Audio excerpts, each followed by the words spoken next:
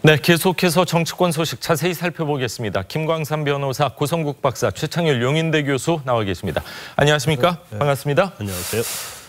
자, 내일 모레죠. 6일 열리는 박근혜 전 대통령의 1심 선고 공판이 TV로 생중계하기로 결정이 됐죠? 예, 1심이나 2심 재판이 생중계되는 거는 처음입니다.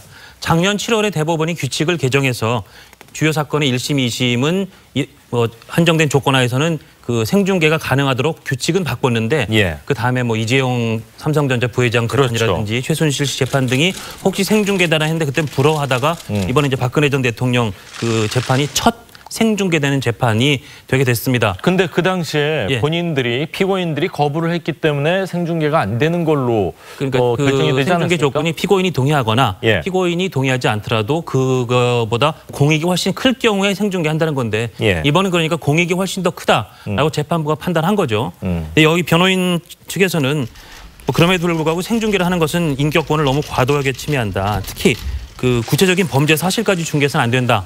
왜냐하면 이제 어쨌든 1심이고 확정 판결은 아니니까요.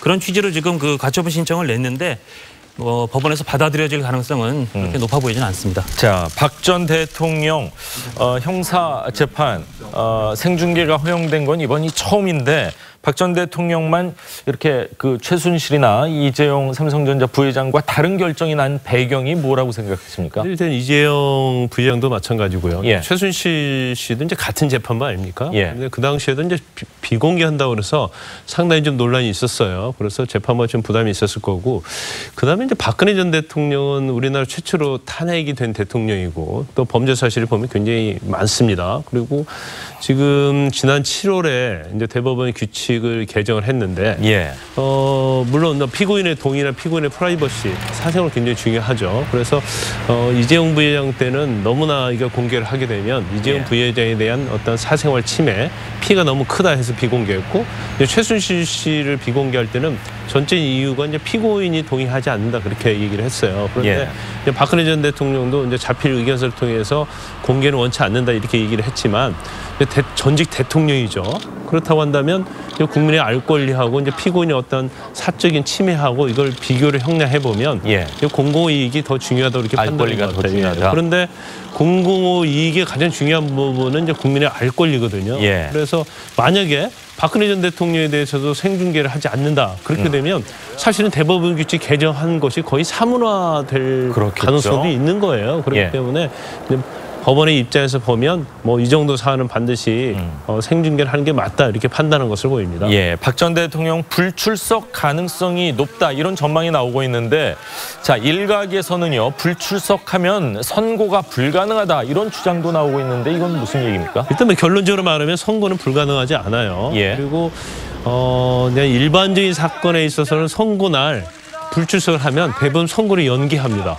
그래서 출석한 상태에서 선고를 하려고 하죠, 재판부가. 그렇겠죠. 그런데 박근혜 전 대통령 같은 경우에는 연기를 한다 하더라도 출석할 가능성이 없고, 또 구속 만기가 4월 16일이거든요. 그러니까 연기할 시간도 사실은 뭐 가능성이 별로 없다고 봐요. 그렇지만 지금 뭐 유여애 의원 전 최고위원 측에서 주장한 것 같은데 소송 촉진에 관한 특례법 제19조 2항에 의하면은 뭐 이렇게 얘기를 하고 있는데 그 19조 자체는요 피고인이 소재불명인 경우 그러니까 소재를 파악할 수 없어서 선고할 수 없는 경우에는 공시송달에 의해서 한 규정이지 이게 뭐 출석하지 않고 선고가 불가능하다 이제 그런 규정은 아닌 걸로 제가 알고 있거든요. 그 내용도 보면 이제 그러한 내용이기 때문에 뭔가 좀 오해가 있지 않나 싶습니다. 그렇군요.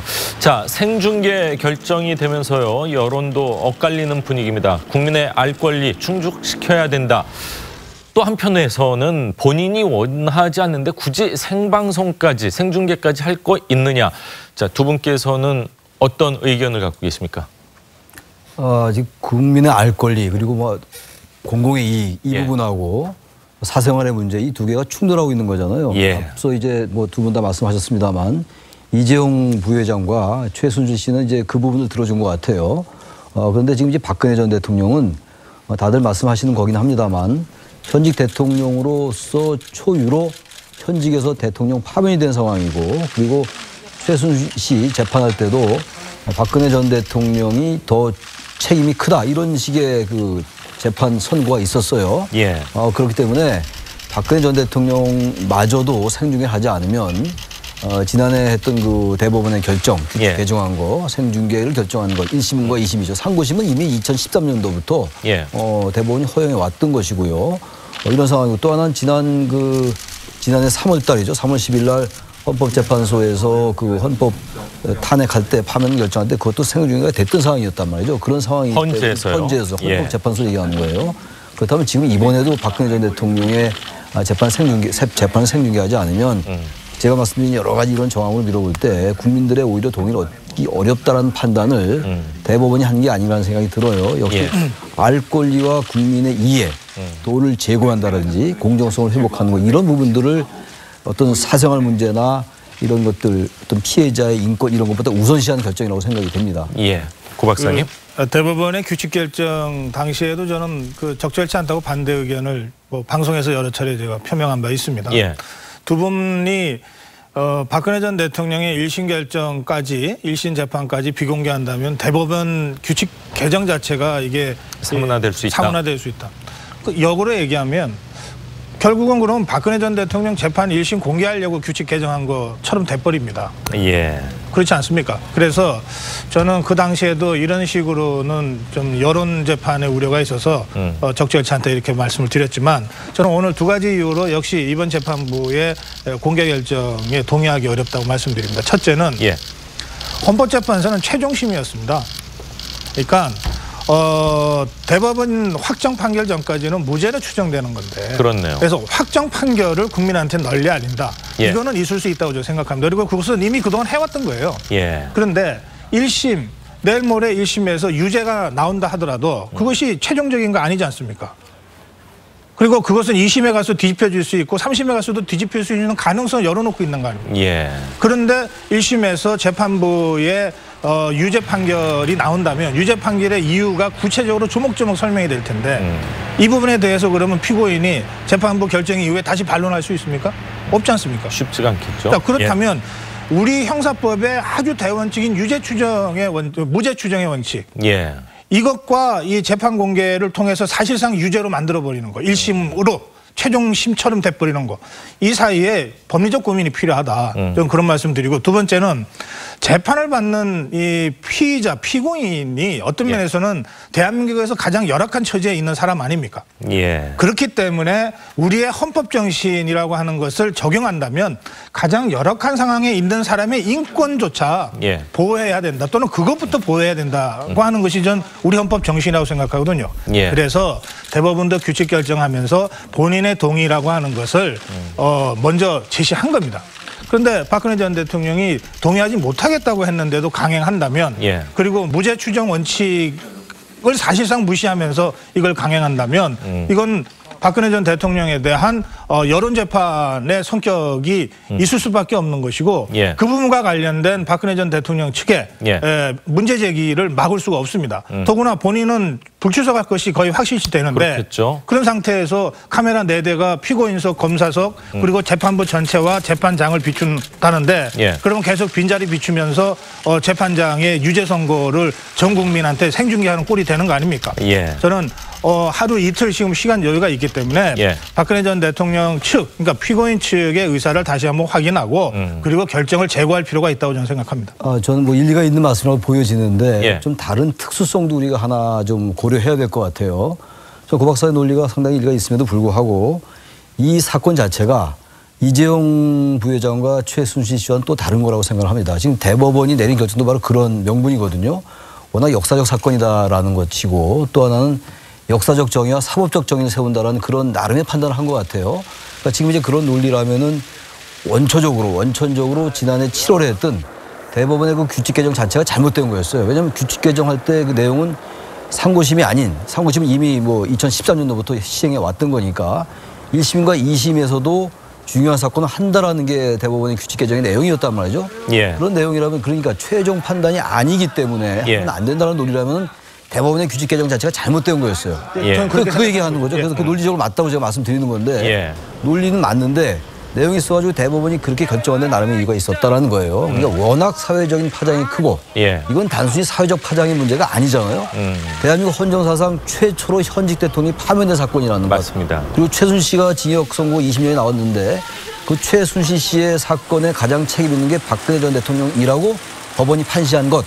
이런 것들 고려해서 대법원이 지금 고 박사가 얘기한 그런 걸 충분히 생각했음에도 불구하고 생중계 결정한 것이 아닌가라고 생각이 된다는 거죠. 예.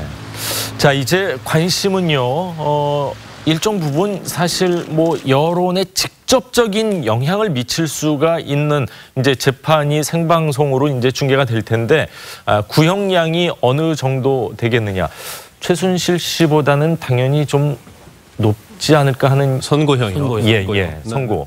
일단 뭐 최순실 씨하고 이제 박근혜 전 대통령 재판부가 이제 동일한 재판부예요. 그러니까 서울중앙지법 형사 22부 김세현 부장 판사인데 만약 재판부가 다르면 형량이 좀 약간 다르게 나올 수도 있죠. 그런데 우리가 아시다시피 이제 최순실 씨 재판은 박근혜 전 대통령 재판 선고에 예고편이든 이제 그런 얘기를 하지 않았습니까? 미리 본다 이렇게 얘기를 했었는데. 일단 최순실 씨의 검찰 구형은 25년형이었고요. 그리고 이제 선고형은 20년형이 선고됐고, 그다음에 박근혜 전 대통령은 지금 구형이 지금 30년을 구형했지 않습니까? 그런데 사실 박근혜 전 대통령이 공무원, 그러니까 대통령으로서 직위를 가지고 있고 이제 직권남용이랄지 뇌물 이런 부분에 있어서는 이제 공무원이 주체가 되는 거기 때문에 그 민간인 이제 최순실 씨보다는 이제 형량이 좀 높아질 거라고 예측할 수가 있어요. 그래서 구형도 뭐 검찰 구형도 최순실 씨에 비해서는 이제 5년이 더 높았지 않습니까?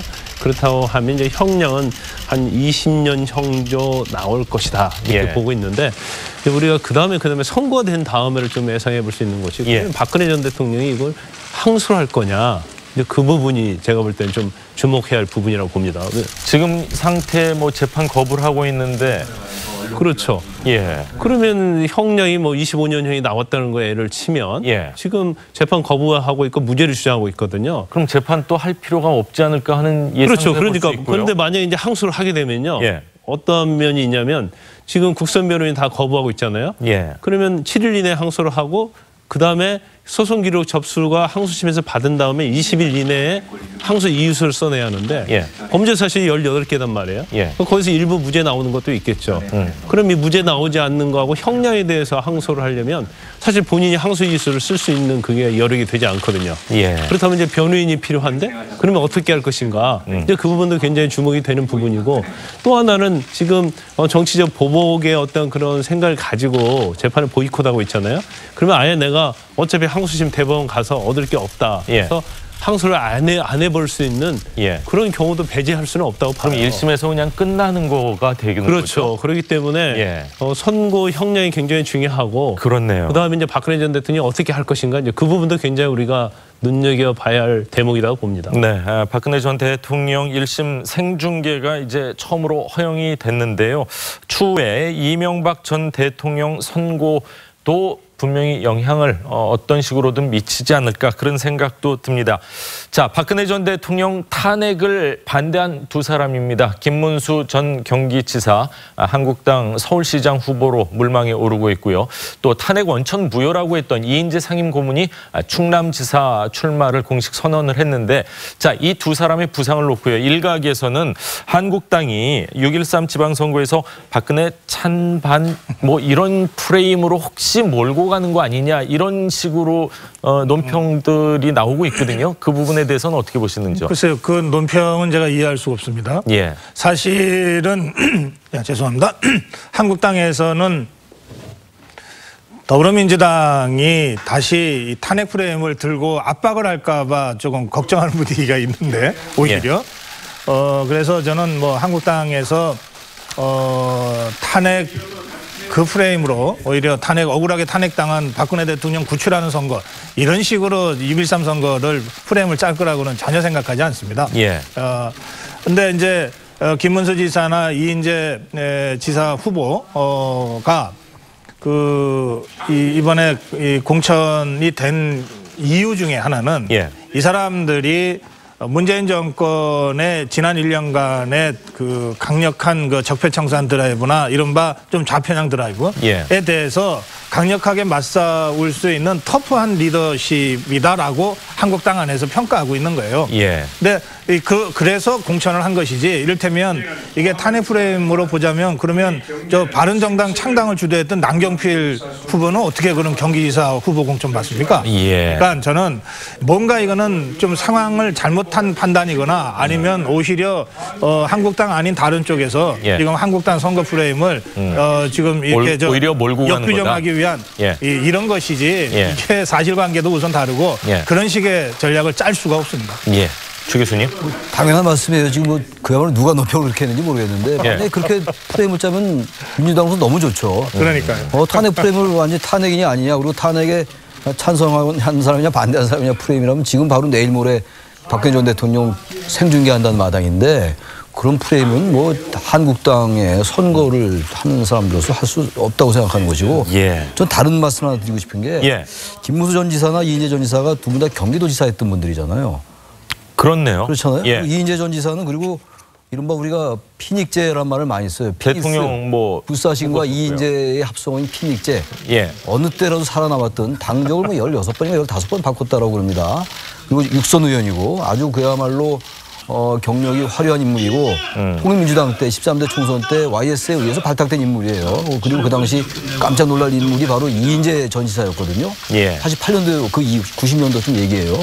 그 김무수 전 지사도 마찬가지예요. 그래서 지금 이 두 분은 아주 그 극우적 이미지가 대단히 강한 분이에요. 특히 김무수 전 지사 같은 경우. 그래서 저는 프레임은 그 탄핵 프레임이 아니라 일단 자유한국당이 좀 전통적인 보수층을 결집하겠다라는 생각을 갖고 있는 것 같은데 김무수 전 지사가 내세우고 있는 건 전통적이고 합리적인 보수층보다는 상당히 강경한 보수라고 할까요? 강경한 이런 보수. 쪽을 의식한 게 아닌가. 이인재 지사하고 조금 더 결이 다른 거예요.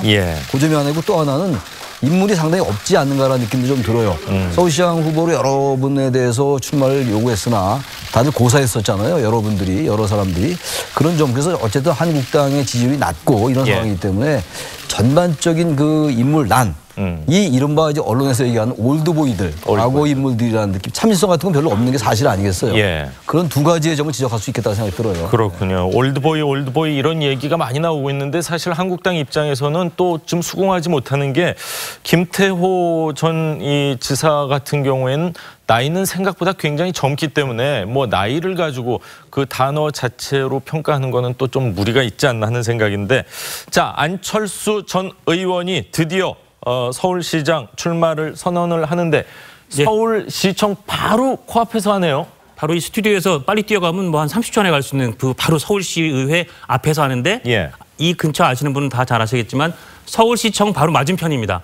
그야말로 박원순 현직 서울시장 보란 듯이 출마 선언을 하고 캠프도 걸어서 한 2분 거리에 있는 종로구 안국역 인근의 빌딩을 하나 마련했다는데, 그렇다면 결국 안철수 후보가 오늘 이제 결국 마침내 오늘 출마 선언하면서 이 선거는 안철수 후보가 얘기하고 싶은 거는 이 선거는 안철수 대 박원순이다.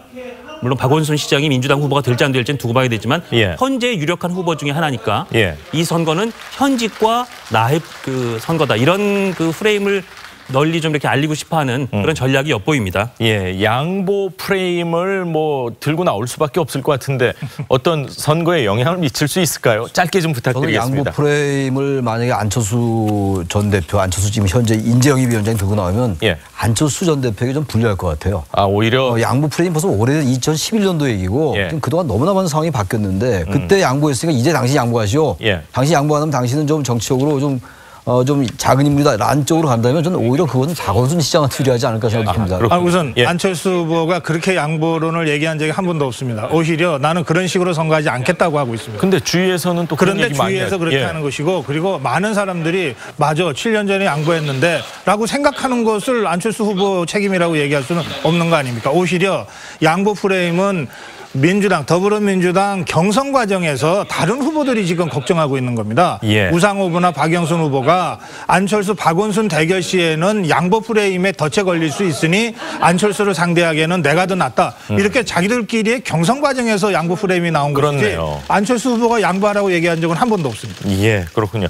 자, 이제 선거가 6.13 지방선거가 70여일 앞으로 이제 다가왔습니다. 속속 이제 대진표들이 짜져지고 있는데 과연 내년 6.13 지방선거 민심의 향배 계속해서 지켜보도록 하겠습니다. 오늘 말씀 여기까지 듣겠습니다. 감사합니다. 고맙습니다. 고맙습니다.